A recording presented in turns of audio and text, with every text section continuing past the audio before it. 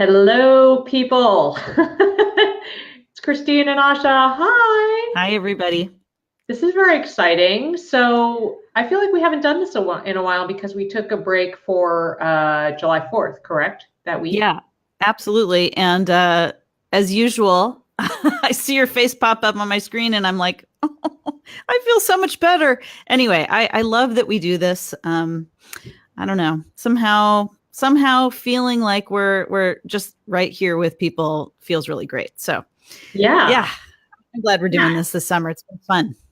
Yes. And as we wait for people to kind of like see this happening and join in, I'll just quickly say that while we were doing that break, we'll talk more about it next week, but it was pretty exciting to see the response to that life skills, 100 life skills you could teach your kids in 5 minutes. That was bananas. Absolutely. So a little backstory. I mean, we're actually going to be recording a whole podcast about this, but just briefly, this really was all a Christine brilliance explosion. Christine had the idea of creating a list of 100 life skills you could teach your kid in, basically 5 minutes or less, thinking that, summer's a great time for this, right? Yeah. And so we sort of put our heads together and started putting this list together. And then Christine designed it into a graphic and we shared it on the Edit Your Life Facebook page. And it went nuts. I mean, people just were like, thank goodness. Right? Yeah. I don't know if it flies viral, but that's the most shared and interesting, like people crazy thing that I've ever shared. So that was pretty cool. It was very exciting. Yeah, just happy that it's useful for people. Like that's the whole point. That's what we're all about.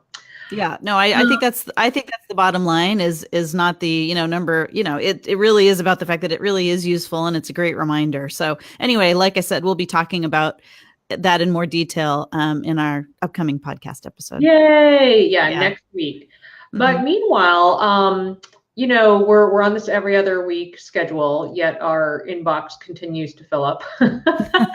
So I don't know. I thought this week it could be fun to take a listener letter live on the air. So let's do it. This one is about, I think she called, the subject line was toddler SOS, which I thought was really, I could feel the feelings like right through this letter.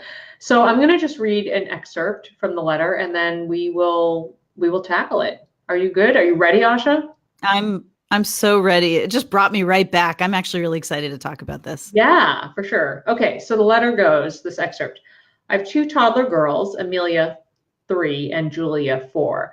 They are amazing, the joy of my life, funny, smart, and most importantly, healthy. So perspective. Bedtime has become a poop show, and I feel like I'm losing control over the situation. Every day my girls get dinner, bath, book, and bed. I usually lay down with one or both of them. My husband and I try to tackle the tasks one parent to one kid to have the upper hand and avoid being outnumbered. Solid strategy.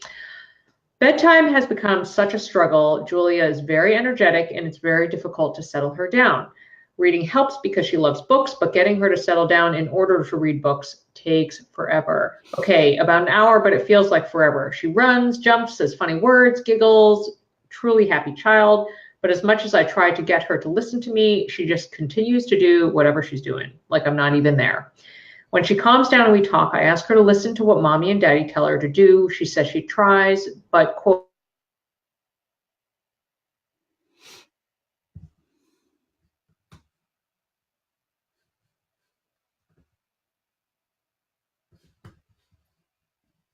it's really until like 9:30 p.m. because they had been out. And then she, in her own words, says she has a Hulk-worthy freak out. And then she writes, I think my blow up last night was just an accumulation of night after night of circus-like bedtimes. Working full-time outside of the home, I think of my girls all day. I miss them. But then I think of bedtime and I completely dread it. I don't want to dread this time. I want to enjoy it. I want it to be peaceful and calm. Anyway, how do I get my toddlers to listen? How in the world do I get them to go to bed so that I can take care of myself and go to bed at a decent time? Kick it off with your thoughts, Asha. Oh boy. Oh my gosh. I mean, there are so many things I could say. And it's really interesting because what I'm seeing in front of me mentally right now is the period from 2 years old to 18 years old, sort of stretching in front of me in my own life. So I have that perspective as I answer this question. But that said, I really can go right back to that 2-year-old, 3-year-old, 4-year-old time when, obviously you love your children and you desperately want them to go to bed, and you dread that insanity, craziness, chaotic bedtime, when what you really need is time to yourself and time to rest. So I so remember that. I think the first thing I would say is that I really identify with what our listener said about the fact that, hey, I'm a laid back person. What's going on? What's with the Hulk like outbursts? This is not me. And she sounds pretty distressed about it. And maybe even a little ashamed, like there really is something wrong with her. I so identify with that because I have always been a pretty calm person, like most things don't make me freak out. And that completely changed when I had a kid, and especially a toddler, especially when I was tired at the end of the day. So I just, first of all, wanted to say that. I mean, I think one of the things that parenting does to us is it really messes with our long held self-identity, and things that we always have been may not be what we are now. This is a completely different situation. So I think that's not practical, but I think that's the first thing I'll say, because just because she is having these Hulk-like outbursts does not mean she's not still a laid-back person. She is dealing with sleep deprivation, and she's dealing with exhaustion, and that is a very simple straight line connection to just not being able to handle it. So I think the first thing I would say is, it's okay. You are still you, and this is a difficult situation to handle. Yeah, and I'm just going to dovetail on that comment. I totally agree. And I guess my just top line, big picture recommendation would be, girl, cut yourself some slack. I mean, you have 2 kids under 5, and as I recall, they're 3 and 4. I mean, that timing is no joke. She works full time. She's in school. It's okay to have the occasional Hulk-like freak out. And I just, wanted to say that I really feel like when somebody is coming to a point where they're actually writing to us, I mean, they are already self-evaluating, and that's an awesome thing. So I guess I would just say, like, you'll get through this, cut yourself some slack. And that's just kind of the first, breathe and reset moment. Yeah, I think the other thing that she really said was, she started off her letter with this perspective. She's very grateful for the fact that she has these beautiful, wonderful, joyous children. They're healthy. I mean, so I really hear her trying to say, this really shouldn't be so bad. I look at all the great things I have. What is the to me underlying message there is, what's wrong with me? Nothing's wrong with you. Nothing's wrong with you at all. And in the scheme of things, this is a temporary situation, but in the immediate right now, tonight, it is not in any way temporary, and you have to get some sleep. So we get that there's that balance, so maybe just offering you that long-term perspective first. But, from there, like I have some thoughts about what to do now. I think the other thing to think about is, she mentioned toward the end of the letter, I just want the girls to go to bed and go to sleep, but it's not happening. And I'm the parent, like she says something to that effect. What can I do to get them to go to sleep? I think the other thing here that's so hard, and that I only realized in retrospect, was that we can't actually force someone to go to sleep. I mean, we can have techniques and we can have routines and all sorts of different things, but we have less control than we think over our kids' behavior and personality. In no way do I mean that you need to give up, but, your girl's exuberance, that natural, whatever is going on with them at bedtime, that is something that's in them, and you can work with that, but it is not your fault because you somehow didn't choose the right bedtime technique. I think that's the other thing I would say. So, onto something practical. I am thinking that, the consistency counts. And, you get to make decisions about how long you read and how long you lay in bed and all that kind of stuff. So, I would start there, again, not blaming yourself for the fact that they are energetic at bedtime, and just starting there. Yes, I see some folks are joining the broadcast. So I think I typed this in the status update. But if you're just joining us, we're answering a listener letter about toddler SOS. It's actually toddler plus preschool SOS. Mm-hmm. And the listener has written us a letter about poop level worthy bedtime and it taking forever and the frustration. The kids are 3 and 4 years old. Mm-hmm. Well, I am going to dive right into a very tactical thing that popped to mind as soon as I read this letter. And, my immediate sort of question and potential solution is, are these kids still napping during the day? Because if so, I would cut the nap ASAP.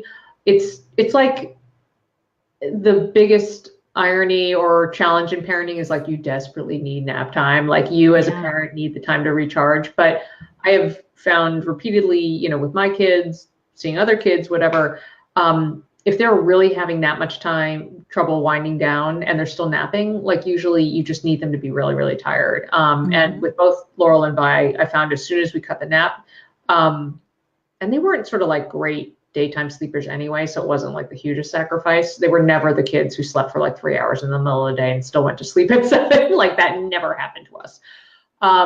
But as soon as we cut the nap, even now, by 7, but she will fall asleep in like a minute now at 8 o'clock as soon as we put her to bed because she's been up and going all day. So that would just be a tactical thing.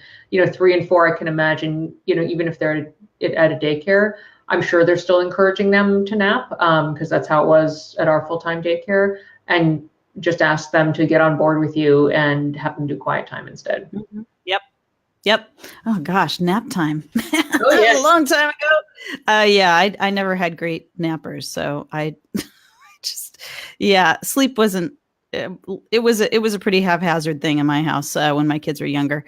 I think the other thing that I would do, and that helped us, it was a little bit longer term, but it really did help, was to really stick to that, to that routine that you have. I mean, I know that our listener already has a bedtime routine, but, perhaps shortening each little element of that routine and really sort of narrating that to the kids as it happens, so, you could even write a little list on the wall or something, at bedtime, this is what we do. We brush our teeth, we read 2 books, we, we lie in bed and talk for 5 minutes, and then mom goes out, and just keep repeating that night after night. And I think that, as the girls who I'm sure, they're just excited and they're doing stuff, and, express some confidence that like, I know that, you can do this, and, it takes time to practice. And I mean,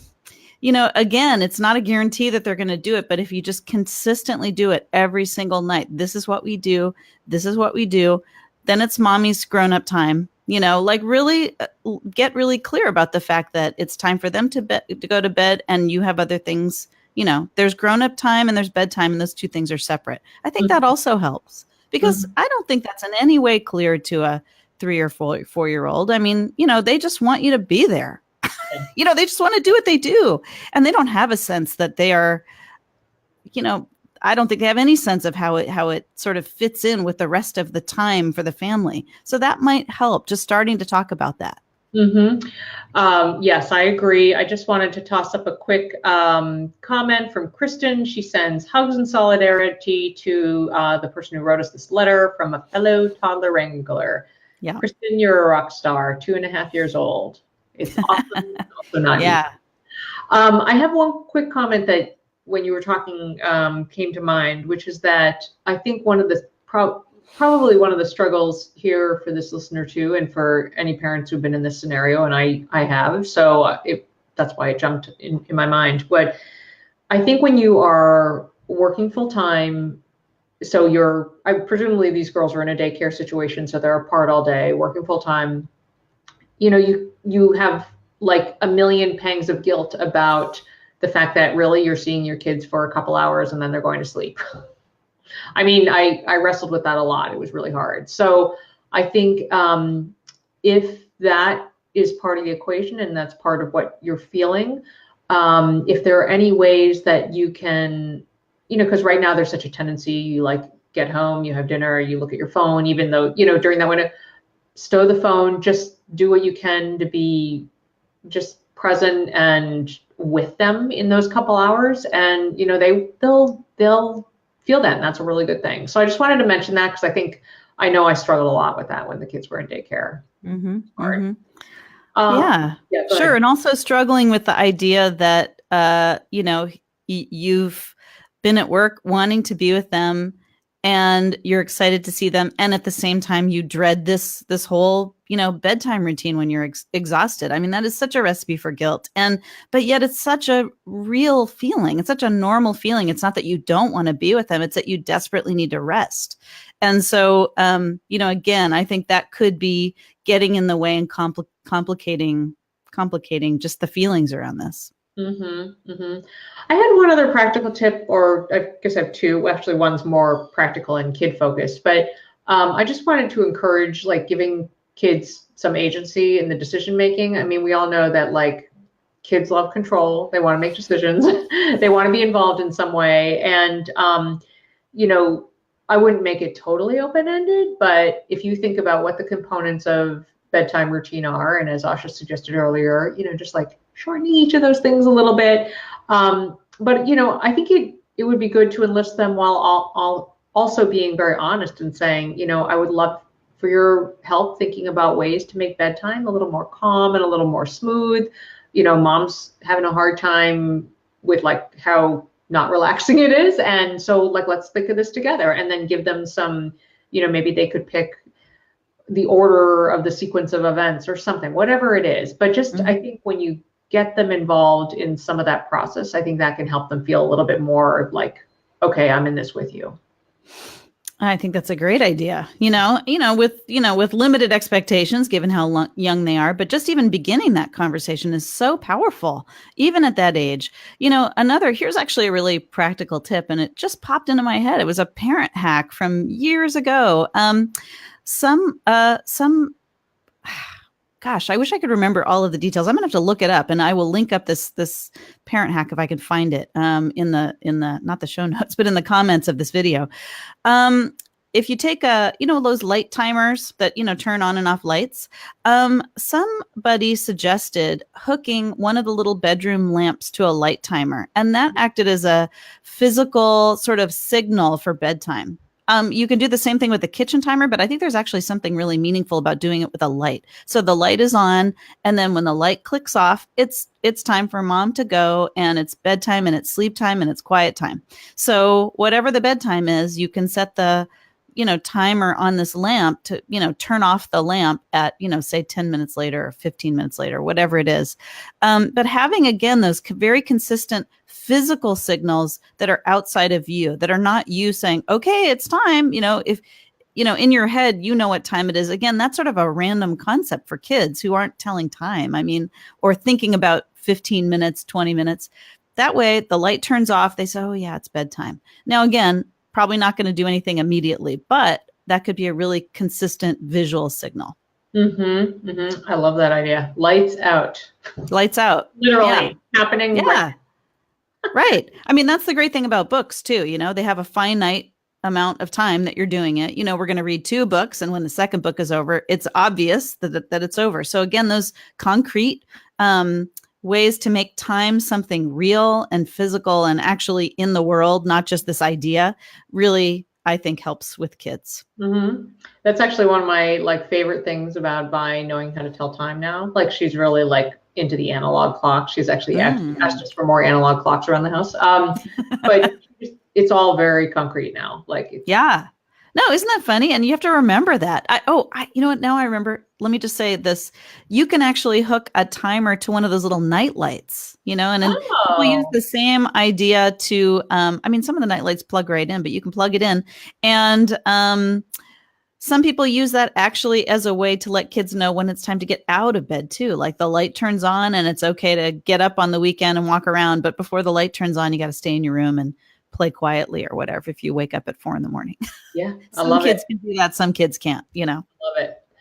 That's awesome. If you're just joining us, I'll just remind that we are talking about toddler SOS, needing to figure out routines with toddlers. This specific letter was about bedtime, but this could apply to many things. And if you're coming later to the broadcast and you have questions or comments or whatever, just drop them in the comments and we'll get back to it. We actually check in. We're really good about that. So we will answer questions and share resources. And actually that reminds me, I have a couple of great, I have a sleep expert writer, and she's written some great posts about bedtime routines. And I didn't even know this was a thing until she wrote an article about it, but Jack in the Box syndrome is like the kid who keeps popping out of bed. Like, she's written a bunch of great articles about that. So I'll link those up in the comments so people can access them. But my last point that I wanted to make for this Facebook Live was, Asha, you talked about consistency earlier, and like the importance of setting a consistent routine, which of course is like hugely important. But I also wanted to just be sure to toss in a reminder to talk about that from the perspective of being consistent with your partner, because this listener wrote about the experience that I didn't read it in full, but basically she is married and her husband had the kids out pretty late and they didn't get home till 8. So then, and usually that's when she wants her kids to be going to sleep. So it pushed the routine to 9:30 and mayhem and Hulk-like responses ensued.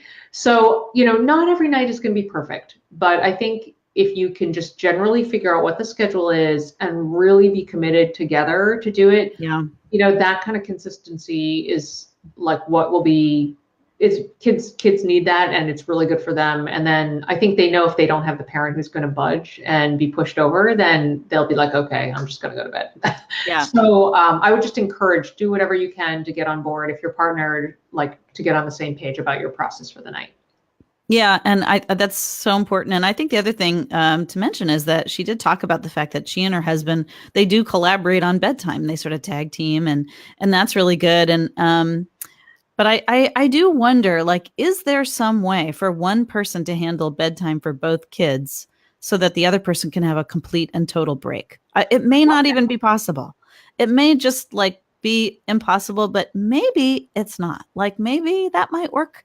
And that way somebody can just literally actually go outside and not even be present so that they can really have a break. That's another option to really think about. And before you sort of say, there's no way that one person can put 2 kids to bed. Maybe there is. I don't know. Yeah, I actually think that it's awesome that these kids are 3 and 4, because they're probably in, similar kind of schedule. And I think that's great. I love the idea of alternating so you can do a break. And in fact, when our kids were babies, and after we got out of it must have been past the like need to nurse like every 3 or 4 hours window, but Dawn and I would take turns on like evening duty, because I felt like I couldn't sleep all the way if I had to kind of keep one ear out. So once we started doing that, it was like life-changing. Asha, we have a question to answer. This is from Lynette. Love your podcast. Thank you. Lynette asked, did your kids share a room ever? My 3-year-old keeps his 6-year-old sibling up late and wakes us all early. They will sleep if they are separate, but I don't want to give up my office. Advice. I have thoughts. I have thoughts too. I have thoughts. Actually, Christine. Well, first, I'm going to share that Katie is sharing. Lynette, can you put them to bed separately and then move one, probably the little one, after they're asleep? That's what we do when we're on a trip. Good idea. I'll just jump in because Laurel and Violet, who are 13 and 7, have been sharing a room forever. And we are in a similar situation where I will not give up this white castle that you see in the background. The people who lived here before us, we have a super weird new construction layout where this office is actually a walk up to a 3rd floor loft. So we have 3 bedrooms officially. The house is cut up really weird, but I can't give up my office. Like, this is where the magic happens, and I painted it. You cannot give up your office. So they have slept in the same room. What was the question again? Oh, the waking up. Yeah. So they definitely have different bedtimes. Laurel needs to go to bed later. And Violet always gets up earlier, but we just kind of early on set some rules. She actually is sometimes the first person who gets up and goes downstairs in the morning. And we just have made a rule, like, leave your sister alone. If you need somebody, come to us. And they have been together for 4 or 5 years in the same room, and it's worked out okay. We're actually moving them upstairs this summer, which is very exciting. But they'll still kind of be in the same space. So I think you just have to kind of keeps the sibling up late. Oh yeah, that's it. I mean, I think maybe they might need some different timing and different routines too, because the 3-year-old, and I think if we discussed this earlier, Lynette, but if your 3-year-old is still napping and is really having trouble settling, you might want to experiment with taking the nap out, because as soon as we did that, sleeping was much easier. And, now our younger one is like asleep in a minute after we put her to bed. Sorry. I was but. So my kids, my daughter is now 15. My son is now 18. Believe it or not, they shared a room when they were younger. So the way our house is that we had a bedroom and then this little arch and then a small dormer room off of that, like through that arch. So they were 2 connected rooms with just an arch in between them, not a door. And for the longest time, my daughter slept in that dormer room and my son slept in the bigger bedroom. So she had to walk through his room to get to her room. And it worked for a really long time. I mean, they didn't actually change. We didn't change until he was much older, and we have 4 bedrooms, so we could actually do it. But I did lose my office actually, but we had another room that we could. Now I share an office with my husband. He says, "Do not give up the office." Okay, so the only reason. So let me just say, I did lose my office, but there was another space for me to have an office. Okay, so I am wondering. I'm really liking this idea of putting the kids to bed separately temporarily and then moving the younger one. I wonder, believe it or not, I wonder if you could put like an air mattress and a sleeping bag in your bedroom, or even a porta-crib, porta-crib's probably too old for a porta-crib, but just temporarily something like that, and do the magic move. We used to call it we will magically move them. Magically move, because they would go to bed in one place and wake up in another, and it was like magic.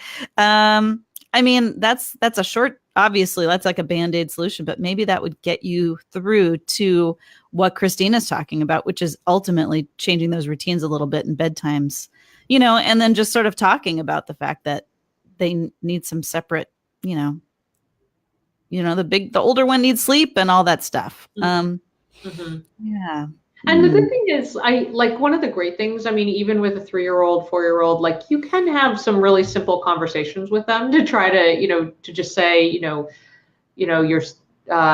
his 6-year-old sibling, I don't know if that's a girl or a boy, but, you can just say, so-and-so really, has been really, really tired and really needs to sleep. So, let's not, let's let him or her rest. And, maybe you can build in some incentives, like, for example, with wake up time, if you can, just come out of bed and not wake your sister or brother up, and then we can do a cuddle and a story, like just something simple like that to kind of keep them focused on the task at hand.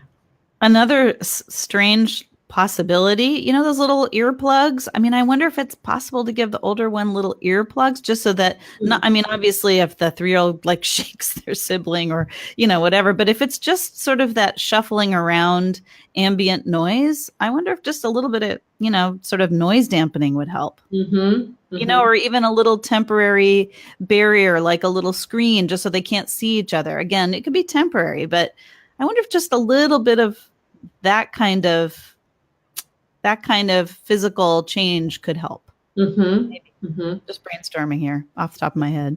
Yeah. Asha, did you have any other thoughts about the listener letter? I think I covered all the main points that I wanted to chat about. Let me see. I guess, the main thing is to just remind our listener that, sleep deprivation really does things to you. It's like a physical fact. It a fact. It's not a mental weakness or even a physical weakness to have your mood frayed because of sleep deprivation and exhaustion. And I think that's just, I just want to keep saying that, that the challenges of parenting are not, we just can't meet them all with an even hand. We just can't. And that's just so normal. I guess that's just what I would say. And, yeah. And I think, the only other thing is that, I really admire the fact that this listener, she clearly appreciates and values this exuberance and joy in her kids. I mean, it is making bedtime difficult, no doubt, but clearly that is something that she loves about her children. And so, again, part of this is who they are, and that will show itself in different ways, and they will learn these skills. But I think there is just no doubt in my mind how absolutely delighted this listener is with her children and grateful. So I think, again, that's the big picture that is wonderful. And I have no doubt that this will get better. Yeah, definitely. I have one more thought, actually, because Lynette just dropped a comment. Sorry, I'm totally covering your face, Asha. But no, it's okay. Saying, thanks for the feedback. We need some magic to move him after going to sleep. We may have to wait until the afternoon nap disappears. Good to know you both successfully had kids sharing room. I won't give up the office. High five. That's good. One thought about the afternoon nap, because when the kids are littler, and it may feel, if they're napping for, I don't know, an hour and a half, 3 hours. I mean, some kids nap a lot. My kids were never like that, but never understood that. You nap a lot. Really? If you're not quite ready to give it a whole hog, and you feel like it'll be like a disastrous afternoon just for everybody, you could try shortening it. So I believe kids, their sleep cycle is around 45 minutes. And so, when we started moving this direction, we would, if we were lucky enough to get 2 sleep cycles, we would basically just, after the first one, wake up Laurel or wake up I and just go on a shorter nap. So that would help, with still giving us a break during the day, but then also making bedtime a little easier. So that's just one tactical thing I wanted to suggest. Oh, waking a kid up for a nap. Oh, it's so painful. So painful. It's funny. I'm just now remembering that naps were completely inconsistent in my house. I mean, sleep was sort of a disaster, frankly, for a number of years in my house. And it was like whenever and wherever my kids fell asleep, it was like, don't move. Nobody do anything. I know. I don't think I actually, it's funny looking back now, I don't think it was necessarily helpful, but I was desperate and that's what I did. But I actually do think that having a little bit more consistency and routine around it would have been helpful to us as a family now that I look back on it. It's so difficult. It's always difficult. Yeah. We do the best we can. Yeah, we do the best we can. Anyway, so I think that's what we wanted to cover in today's Facebook Live. I can't remember how many more of these we're doing, but I feel like even during the year when we're back to our regular weekly broadcasts, like it would just be fun to like pop in every now and then, because I love seeing people in the feed like live. Yeah. Cool. Yeah, it's really fun. Really fun. And actually, let me just say, folks who are here, do you have suggestions for how we could improve these Facebook Lives? Do you like them? Are you into it? What would make it more helpful, more interesting? I don't know. If you have any thoughts, we just sort of did it. We didn't really, it's not like we had a plan. So if you have thoughts about how we could improve the Facebook Lives, make them easier for you to see, anything else, let us know. That would actually be really helpful. Yeah, we always love feedback. And and just a reminder, next week, we'll have a regular podcast episode. It's going to be about life skills, which will be very good. That's what we do during the summer. Which is actually, I think my kids right now are downstairs making me lunch because I have like meetings all day and back-to-back things. So they're making lunch right now. #life skills.